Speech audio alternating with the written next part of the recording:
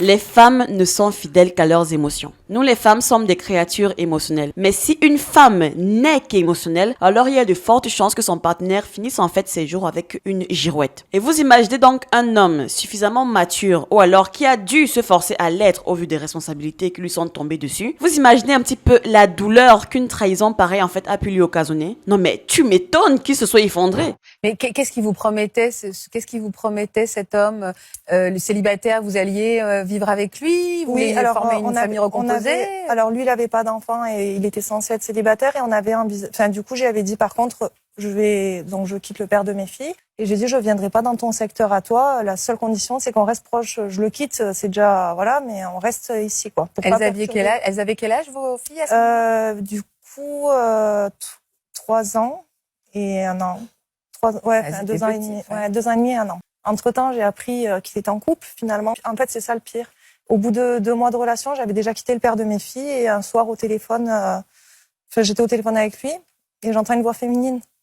Et là, ça raccroche. À votre attention, s'il vous plaît. En raison des restrictions s'agissant de l'utilisation des contenus de cette chaîne YouTube télé, les extraits visionnés seront excessivement floutés pour éviter bien sûr le bannissement de cette vidéo. Merci de votre bonne compréhension et bon visionnage. Salut à tous. Aujourd'hui, on va réagir à cette émission, du moins à cette petite interview dans cette émission. Émission dans laquelle je trouve qu'il y a énormément de dingueries parfois qui se disent. Et donc, dans cette vidéo, on va parler d'une femme qui a tout quitté pour une relation avec un amant virtuel qui s'est donc très mal passé. Sans plus attendre, commençons. C'est une histoire terriblement classique au démarrage. La routine qui prend le dessus. C'est exactement ça, oui. Oui, du coup, alors on s'est connus, j'avais 13 ans, il avait 17 ans, donc on était jeunes. Ouais, vous étiez un bébé couple. Un bébé couple.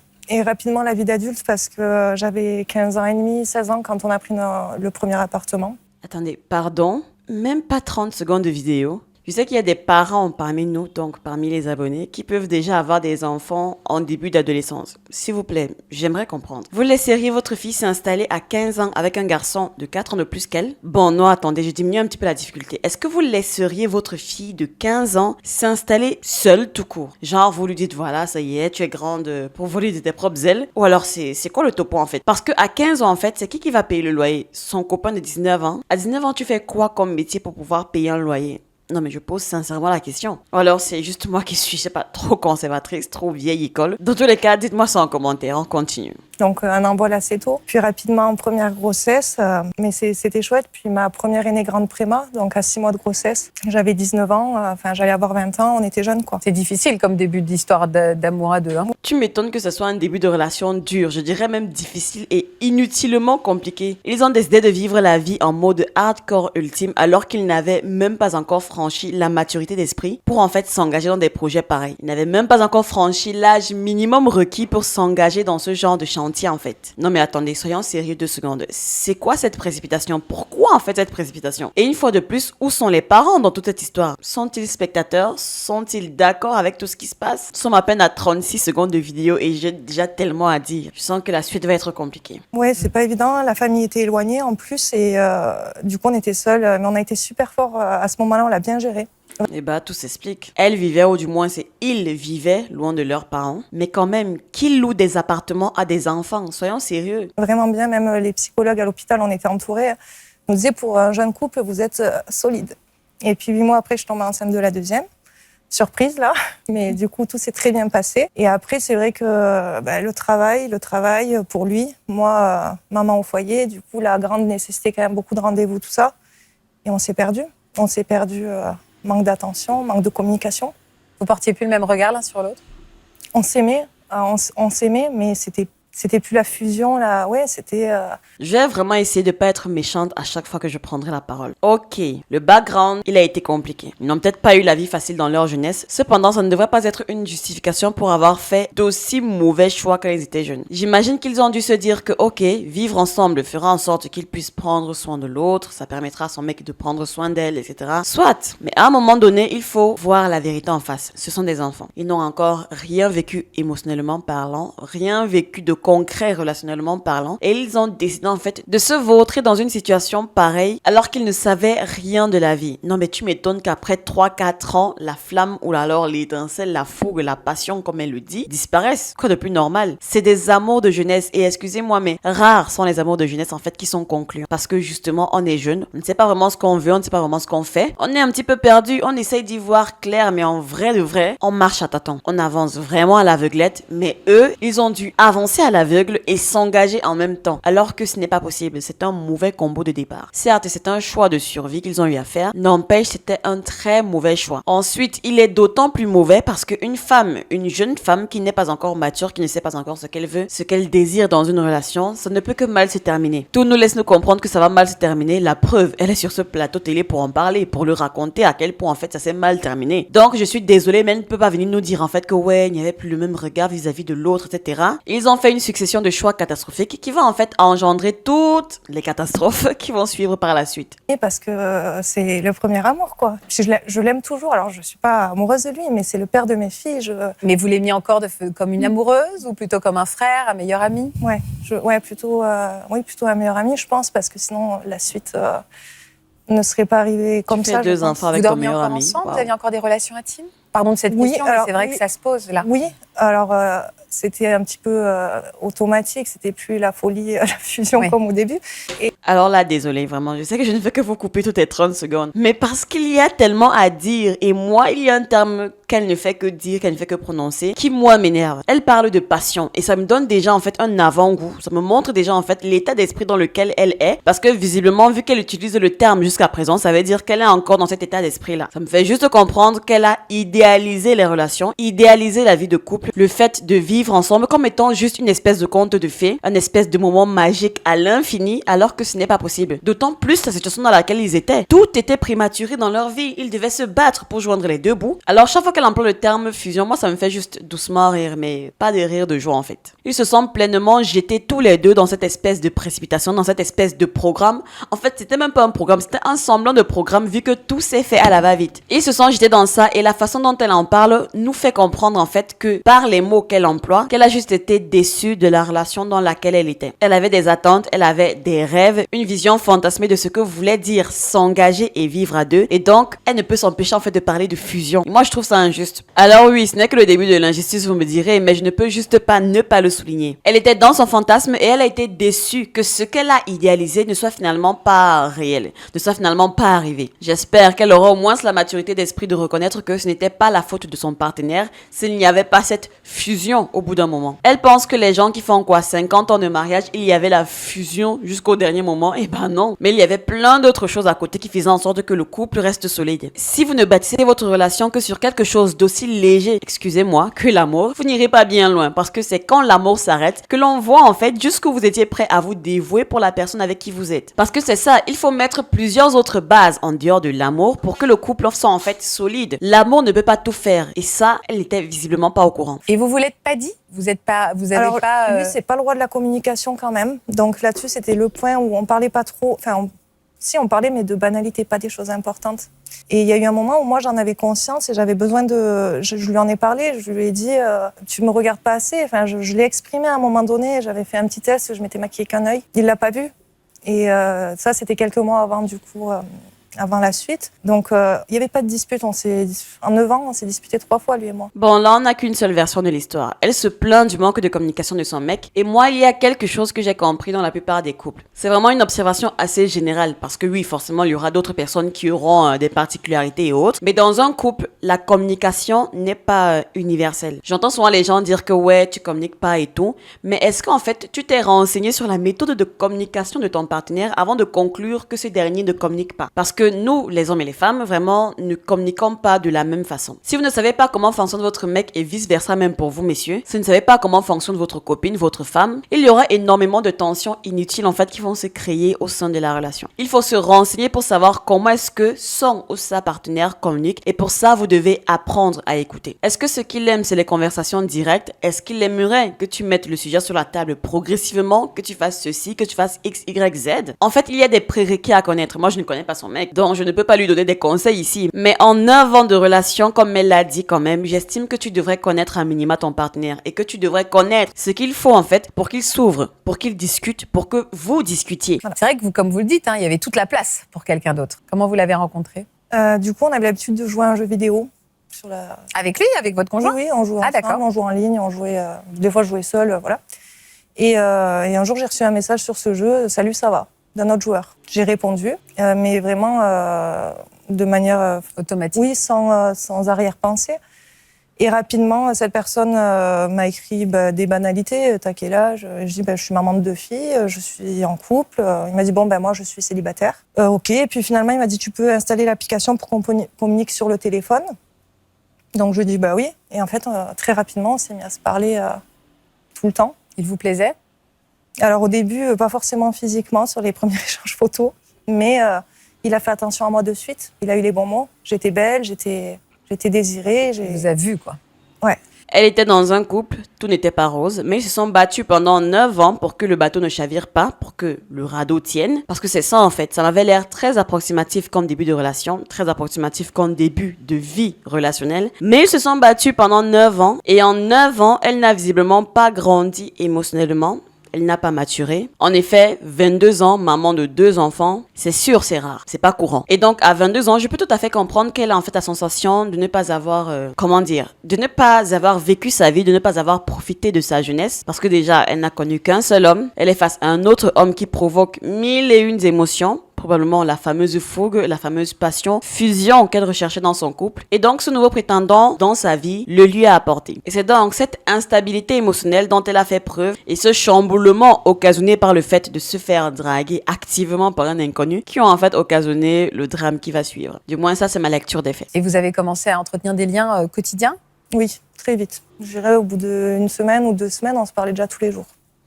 On s'écrivait tous les jours. Et est-ce que vous cachiez ces échanges? Je lui ai dit au début, je parle à quelqu'un d'autre, parce que pour moi, ça allait devenir un pote. Il n'y avait pas... Et donc là, non. Et après, ça s'est accéléré entre lui et moi, et on a décidé de se rencontrer. Ah. Je ne l'ai pas dit à ce moment-là. Non, je ne l'ai pas dit à ce moment-là. Vous saviez ce qui allait se passer? Je voulais voir, parce que j'avais l'impression de ressentir déjà, avant de le voir, d'avoir des sentiments amoureux pour cette personne. Je faisais que penser à lui. C'est donc ça le problème. Il suffit de venir chambouler le quotidien d'une femme qui se trouve dans une phase un petit peu compliquée de sa vie amoureuse et ou relationnelle, et elle se croira amoureuse. Permettez-moi de douter de ce qu'elle ressentait pour ce monsieur, mais je pense surtout qu'elle était en manque d'affection, de nouveauté, en manque de plein de choses qu'il n'y avait plus justement dans sa relation, parce que c'est un fait. Ayant fait pratiquement 6 ans de vie de couple à 2, dans la même maison précisément, vu les débuts et les raisons catastrophique du pourquoi et du comment ils ont aménagé ensemble, il y a de quoi en fait se mettre à croire à des sentiments amoureux entre guillemets de la part d'un inconnu qui vous complimente, qui vous donne l'attention que vous ne recevez plus entre guillemets de votre partenaire. Les femmes ne sont fidèles qu'à leurs émotions. Ce n'est que ça en fait qui me vient à l'esprit face au schéma qui se dessine là. Nous les femmes sommes des créatures émotionnelles. Ceci n'est pas une insulte, contrairement à ce que les gens veulent nous faire croire. Ça a du bon d'être émotionnel, ça permet de faire énormément de choses, de comprendre l'autre, mais si une femme n'est qu'émotionnelle, alors il y a de fortes chances que son partenaire finisse en fait ses jours avec une girouette. Mais attention, pour en revenir à la situation, une femme suffisamment mature et consciente des enjeux, certes, se serait sentie déboussolée parce que oui, ça fait toujours chaud au cœur lorsqu'on est apprécié, lorsqu'on est désiré par d'autres hommes, mais lorsqu'on a les 2 pieds sur terre, ce genre de moment d'égarement en fait, ce n'est que passager parce qu'on est conscient qu'il y a plus gros enjeux. Un mari, des enfants et donc un foyer, et ça, c'est plus important que tout. Et en fait, quand je l'ai vu, ça s'est confirmé, il y a eu un coup de cœur. Je ne sais pas aujourd'hui si c'était vraiment un coup de foudre, mais on a appelé ça comme ça à l'époque. J'ai eu l'impression de ressentir ça. Et là, j'en ai parlé au père de mes filles rapidement. Ah oui, je lui ai dit, écoute, il se passe quelque chose avec cette personne, voilà. Au bout de combien de temps vous lui avez dit? Rapidement, au bout d'1 mois. Il s'était déjà passé quelque chose avec lui? Pas physiquement, ouais. Mais comment il dans a l'esprit, réagi? en fait. Dans l'esprit, vous étiez déjà amoureux? Ouais, il s'est effondré. Au début, les 48 premières heures, pas trop. Tu m'étonnes qu'il se soit effondré. Jusqu'à présent, de la manière dont elle raconte cette histoire, on voit très bien que son homme s'est battu pour leur offrir un toit, une vie à minima confortable pour elle et puis pour ses enfants. Et vous imaginez en fait, parce que moi je sais qu'en général les hommes sont très tardifs en ce qui concerne l'engagement. Mais ça c'est parce qu'en général, la maturité qu'il leur faut n'est pas encore présente dans leur adolescence et même dans leur début d'âge d'adulte. Et vous imaginez donc un homme suffisamment mature ou alors qui a dû se forcer à l'être au vu des responsabilités qui lui sont tombées dessus ou même qui a juste décidé consciemment d'accepter ses responsabilités. Vous imaginez un petit peu la douleur qu'une trahison pareille en fait a pu lui occasionner. Non mais tu m'étonnes qu'il se soit effondré. Il réalisait pas et même moi c'était tellement soudain parce que j'en ai même parlé à mon entourage et il me disait tu dis n'importe quoi. C'est pas vrai, enfin, arrête tout de suite, quoi. Et après, il a vu que c'était vrai, que je l'ai revu. Et puis, au bout de même pas 2 mois, j'ai quitté le père de mes filles. Je lui ai dit, c'est fini. Enfin, je lui ai dit, donc on a cohabité un moment ensemble, plusieurs mois, mais c'était fini. Mais qu'est-ce qu'il vous promettait, cet homme, le célibataire? Vous alliez vivre avec lui? Vous vouliez former une famille recomposée? Alors, lui, il n'avait pas d'enfant et il était censé être célibataire. Et on avait du coup, j'avais dit, par contre, je quitte le père de mes filles. On se mettra ensemble, mais j'ai dit, par contre, je m'éloigne pas de là où je suis, je m'éloignerai pas du père de mes filles, donc, parce qu'il habitait à plus de 100 km. Et j'ai dit, je viendrai pas dans ton secteur à toi. La seule condition, c'est qu'on reste proche. Je le quitte, c'est déjà, voilà, mais on reste ici, quoi. Elles avaient quel âge, vos filles, à ce moment-là? Du coup, 3 ans et 1 an. 2 ans et demi. Ouais, 2 ans et demi et 1 an. Et du coup, vous avez déménagé, mais pas avec lui au moment? Non, alors au début, je l'ai pris. Alors on a tout meublé ensemble, on a choisi ensemble. J'ai pris l'appartement. Donc il devait me suivre, venir en fait 1 ou 2 mois après. Entre-temps, j'ai appris qu'il était en couple finalement. Ah, vous me dites ça comme si c'était un non-événement, mais c'est quand même. En fait, c'est ça le pire. Au bout de 2 mois de relation, j'avais déjà quitté le père de mes filles et un soir au téléphone, j'étais au téléphone avec lui et j'entends une voix féminine. Et là, ça raccroche. Et du coup, il me rappelle, ou je le rappelle, je sais plus. J'ai dit, il y avait une fille, là, il y avait quelqu'un. Et là, il me dit, oui, en fait, je suis en couple, je t'ai pas dit la vérité, je vis avec quelqu'un. Super. Super, vraiment, comme dit la présentatrice, super. Elle était dans un de ses puissants genjutsu. En fait, non. Je doute même que ce monsieur ait eu vraiment, je sais pas, à la manipuler ou je sais pas trop quoi. Parce qu'on est d'accord, je sais pas si c'est moi qui pense comme ça, mais on est d'accord que penser qu'un homme sur Internet va venir te recueillir après que tu aies jeté ton homme comme du n'importe quoi, son mari, en fait, le père de ses enfants, ça en dit long sur le comportement. Une meuf qui est prête à tout abandonner comme ça du jour au lendemain et abandonner même quoi au juste? Des enfants en bas âge, 3 ans et 1 an, enfin 2 ans et demi et 1 an. Le niveau d'immaturité, en fait, le niveau d'inconscience qu'il faut à une mère pour dire ça, pour envisager même ça, c'est phénoménal. Oui, après on va me dire, oui, ouais, elle a voulu emménager près de ses enfants, mais ça ne veut rien dire. C'est une mère absente que ses enfants auront. Une mère pas présente du tout, une mère à distance que ses enfants auront en fait. Donc, du début jusqu'à la fin, elle n'est même pas sauvable. Elle a été d'une extrême naïveté, d'une extrême immaturité. Et ici, dire qu'elle était jeune,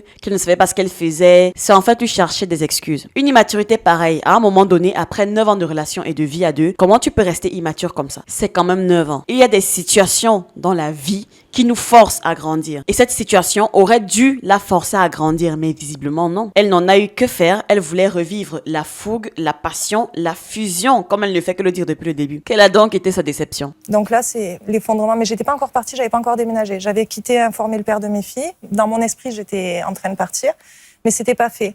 Et là, j'en parle au père de mes filles, qui me console et qui me dit, bon, c'est bon, maintenant, t'ouvres les yeux, moi, je me réveille, je refais attention à toi, on part en week-end comme tu voulais, c'est bon. Et moi, en fait, non, j'ai continué. Waouh, quel homme. Son homme était même prêt à faire des efforts. Il était prêt à faire renaître la fameuse flamme, la fameuse fougue au sein de leur relation qui visiblement lui manquait. Quel désastre vraiment pour lui de s'être retrouvé avec quelqu'un de si immature, de si instable. Et vous verrez que c'est à cause des relations comme ça avec des femmes comme elle que beaucoup d'hommes changent. Certes, il était jeune, mais ça peut détruire. Et ça l'a même probablement détruit, qu'est-ce que j'en sais. En fait, je ris, mais ce n'est pas drôle. Je suis juste dépassée par les événements. Le boug était prêt à faire des efforts. Il était prêt à se dire non, je veux pas te perdre, du coup. Viens, on recolle les morceaux, on essaye, voilà, de repartir sur de bonnes bases. Mais que nenni, elle lui a dit va te faire foutre, carrément. Very good. L'autre, il m'a promis, c'est bon, c'est fini avec elle, en fait. Je t'en ai pas parlé parce que c'est fini. Et voilà, et j'ai tout pardonné. Et il y en a eu beaucoup des mensonges comme ça, en fait. Et moi, j'ai continué. Et alors, il est venu emménager dans cet appartement ou vous aviez tout choisi ensemble? Le problème, c'est que le jour où il devait aménager, donc il avait signé un contrat, il avait trouvé du travail dans ma ville. J'avais vu le contrat, tout ça. Il devait aménager un dimanche et le dimanche soir, il était sur la route, censé être sur la route, et il m'envoie et il me bloque en fait. J'ai plus de nouvelles. Et il m'a envoyé, j'ai fait demi-tour. Et là, silence radio. En fait, à ce stade de la vidéo, moi déjà, je n'en ai plus rien à foutre de ce qu'elle raconte. Mais je me pose une question quand même. Quand elle vient sur un plateau pareil, quand elle se fait inviter, parce que j'imagine qu'elle s'est fait inviter, du moins je pense. Donc, quand elle arrive sur un plateau pour raconter cette histoire, elle vient en fait en tant que quoi? En tant que victime, de quoi a-t-elle été victime? Elle a été victime de quoi? De son idiotie peut-être? Comme quoi l'herbe est toujours verte chez le voisin, c'est ça? Ces femmes qui passent le temps à sauter de branche en branche en se disant que la prochaine fois sera la bonne. Excusez-moi, mais vous ne voyez pas que ce mode de fonctionnement, il a un problème? C'est quoi, vous croyez maligne? C'est être si naïf en fait de croire que fuir ou quitter la relation dans laquelle vous êtes, dans laquelle vous avez investi, donné votre temps, de votre énergie, pour aller en fait construire une autre relation qui ne s'est développée que virtuellement, avec quelqu'un que vous connaissez à peine sera la solution. C'est si naïf de le croire. La solution, c'est de chercher à arranger la situation, d'autant plus que elle n'était même pas si grave, la situation. On ne vous parle pas ici d'un mari, je ne sais pas, violent, absent, je sais pas. Juste un couple très jeune qui s'est retrouvé dans des problèmes d'adultes, qui doit juste chercher à se reconstruire, à se réinventer, c'est tout. Elle a été victime de son idiotie. Elle a été victime de son immaturité, de son instabilité émotionnelle. Et elle vient ici sur le plateau, pourquoi en fait? Pour qu'on la console, pour qu'on vienne confirmer, en fait, qu'on vienne lui confirmer que oui, en effet, ce n'était pas de ta faute, tu t'es fait berner, tu ne t'es pas fait berner. Elle ne s'est pas fait berner. C'était son choix. Et elle le dit qu'elle ne voulait même plus rien entendre de ce que son homme, enfin son ex, lui disait, qu'elle avait fait son choix. Et son choix, c'était de se caser avec ce bel étranger, ce bel inconnu, qui lui a promis monts et merveilles. Moi, excusez-moi, mais je ne peux pas donner une quelconque compassion envers une femme qui a fait le choix de délaisser, même pas seulement son compagnon, mais sa progéniture. Une femme, en fait, qui vient nous raconter une situation pareille, je ne peux pas en fait lui donner de ma compassion, c'est trop m'en demander. Vraiment, excusez-moi. Donc là, je meurs sur place. Je m'effondre. Il y a tout qui... J'avais déjà tout quitté. Donc là, à ce moment-là, c'est... Ça voulait dire quoi, j'ai fait demi-tour? Il a vraiment... Je pense qu'il a conduit, à mon avis, il a fait 1 heure de route et il a fait demi-tour. Et il m'a dit, je viendrai pas. Et j'ai plus de... Sur le moment, en tout cas, ce soir-là, j'ai plus de nouvelles. Donc je me suis retrouvée... C'est dur. C'est dur. Dur pour qui? Mais sur le plateau, en fait, personne ne parle de son homme qu'elle a lâchement abandonné pour une amourette téléphonique. Genre, c'est dur pour qui, en fait? Non, mais elle était en bonne balade, hein. Sachez, mademoiselle, qu'elle est dure la vie. Et c'est une très bonne chose que cet événement lui soit arrivé. Une excellente chose. Le bilan de vie à la maison, j'ai tout quitté, mais je suis plus avec mes enfants et il là, viendra du coup, pas. Panique à bord. Et pour vous dire, le père de mes filles, je l'appelle. Parce que du coup, il vient me consoler. Bah oui, c'est un homme bien. Ah oui. Bah oui, c'est un homme bien.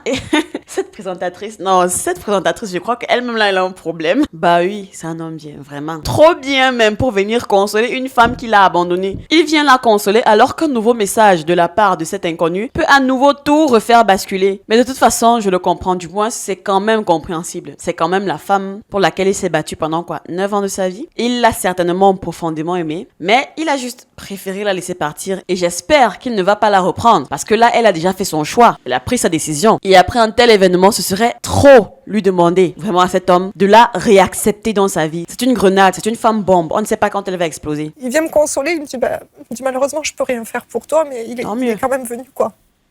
Donc c'est beau. C'est beau. C'est beau. Et bon, de toute façon c'était trop tard. Hein. Et au final, le lendemain, j'étais tellement en colère que je suis allée dans le magasin où il devait travailler pour vérifier quand même. Ils m'ont dit oui, on l'attendait bien ce matin à 5h du matin, ce monsieur, mais il n'est pas venu. Je pense vraiment qu'il a fait demi-tour. Et après, j'ai eu des nouvelles, il voulait continuer. Après, il m'a dit bon, j'ai pas eu le courage de quitter ma famille, donc en parlant de ses parents et de sa famille.